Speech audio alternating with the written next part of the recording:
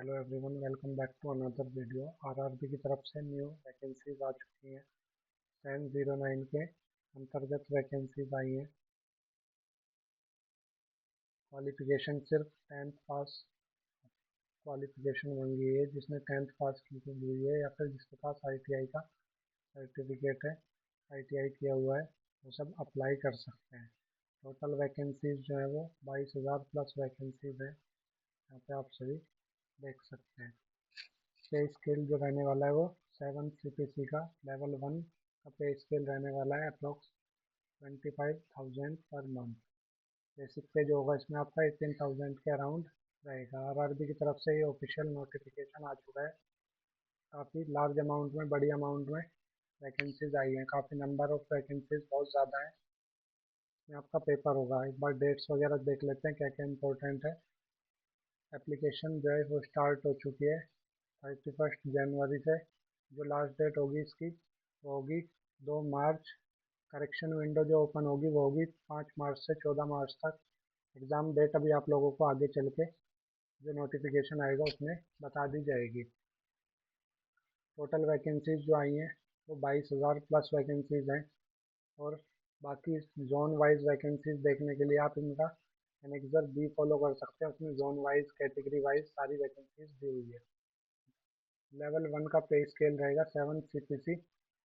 Basic पे जो होता है इसमें 18,000 होता है। बाकी आपको इसमें HRA प्लस होगा, DA प्लस होगा, TA प्लस होगा, तो आपके अराउंड 25 से 30,000 के अराउंड पर मंथ सैलरी बैठ जाएगी। एज लिमिट क्या क्या दी हुई है, कैटेगरी वाइज एज लिमिट दी हुई है 18 से 35 साल की एज लिमिट है। इसमें रिलैक्सेशन होगा। ओबीसी वालों को 3 साल का, SC ST को 5 साल का, जो फिजिकली डिसेबल्ड पर्सन है उनको 10 साल का होगा, और जो पुराने सर्विसमैन थे उनके 3 साल का एक्स्ट्रा दिया जाएगा उनको। एजुकेशनल क्वालिफिकेशन में 10th पास होगे तो भी आप अप्लाई कर सकते हो, ठीक है। आपके पास आईटीआई का सर्टिफिकेट है, आईटीआई क्वालिफाई हो तो भी आप अप्लाई कर सकते हो। या फिर अगर आपके पास नेशनल अप्रेंटिसशिप सर्टिफिकेट, नाक का सर्टिफिकेट है तो भी आप लोग अप्लाई कर सकते हो। 10th पास कोई भी है वो अप्लाई कर सकता है इस जॉब के लिए, ठीक है। इसके बाद कैटेगरी वाइज अगर फीस देखें कितनी एप्लीकेशन फ़ीस होगी, जनरल, ओबीसी और ईडब्ल्यूएस की जो फीस होगी वो 500 रुपये होगी। इसमें से रिफंड होगा 400 रुपये अगर आप एग्ज़ाम देने के लिए नहीं जा पाते हो, ठीक है। SC ST PW, female, transgender सबके लिए कितनी होगी, 250 फीस होगी, ठीक है। इसमें आपका कंप्यूटर बेस्ड एक टेस्ट होगा। 100 मार्क्स का टेस्ट होगा ये आपका, 100 मार्क्स का टेस्ट होगा। इसके बाद आपका फिजिकल टेस्ट होगा, फिजिकल PET, जिसमें आपको रनिंग करनी होगी, ठीक है। उसके बाद डॉक्यूमेंट वेरिफिकेशन होगा, फाइनल स्टेप। सबसे पहले जो एग्ज़ाम पैटर्न होने वाला है, कंप्यूटर बेस्ड जो पेपर होगा आप लोगों का, CBT एग्ज़ाम पैटर्न, उसमें जनरल साइंस में 25 क्वेश्चन आएंगे, 25 मार्क्स, यानी कि एक क्वेश्चन 1 मार्क्स, ठीक है। मैथमेटिक्स में भी सेम होगा, 25 क्वेश्चन 25 मार्क्स। रीजनिंग में सेम होगा, 30 क्वेश्चन रहेंगे, 30 मार्क्स, यानी कि एक क्वेश्चन 1 मार्क्स का होगा, ठीक है। जनरल अवेयरनेस में 20 क्वेश्चन होंगे, 20 मार्क्स रहेंगे। टोटल 4 सब्जेक्ट होंगे आपके, जनरल साइंस, मैथमेटिक्स, रीजनिंग और जनरल अवेयरनेस। सब कुछ 10th क्लास बेसिस का रहेगा, ठीक है। बेस क्या रहेगा, 10th क्लास बेस का रहेगा।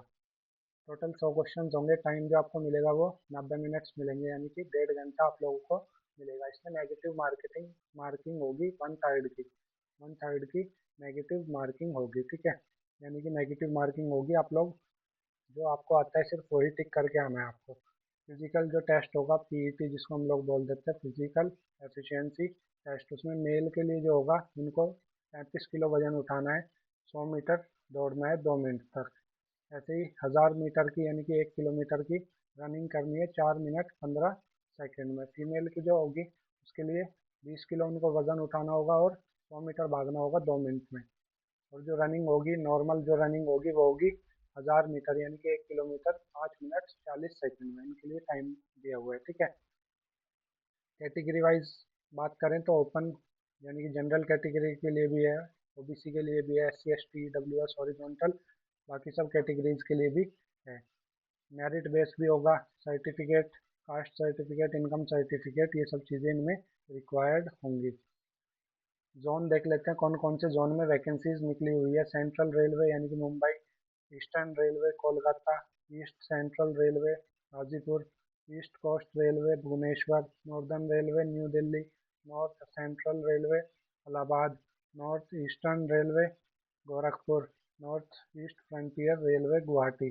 आप लोगों की ईजीनेस के लिए, ताकि आपको इजी हो जाए, तो मैंने कैटेगरी वाइज पूरी पोस्ट लिख के वेबसाइट पे डाल दिया। आप लोग जाके चेक कर सकते हैं, वहाँ पे सारी चीज़ें अवेलेबल है, कहाँ पे कितनी, कौन से जोन में कितनी वैकेंसीज है, वो आप वहाँ पे जाके चेक कर सकते हैं। governmentränk.com पे जाके आप लोग पूरी डिटेल्स चेक कर सकते हैं। कैटेगरी वाइज भी दिया हुआ है वहाँ पे सारी चीज़ें, और जोन वाइज भी दिया हुआ है कितने जोन में कौन सी वैकेंसीज हैं, और कैटेगरी वाइज कितनी वैकेंसीज है। इसके अलावा भी जोन्स है हमारे पास, जैसे जो आरआरबी ने दिए हैं, northern railway, western railway Jaipur, southern railway Chennai, south central railway Secunderabad. इनमें से आप लोग जोन से भी, जोन में सबसे ज़्यादा वैकेंसीज होंगी, यानी कि आपका जोन होगा, अगर वो सेलेक्ट कीजिएगा सबसे पहले जो आपका जोन है। अगर उसमें वैकेंसीज कम है तो आप दूसरे जोन में अप्लाई कर सकते हो, किसी भी दूसरे जोन में जिसमें ज़्यादा है।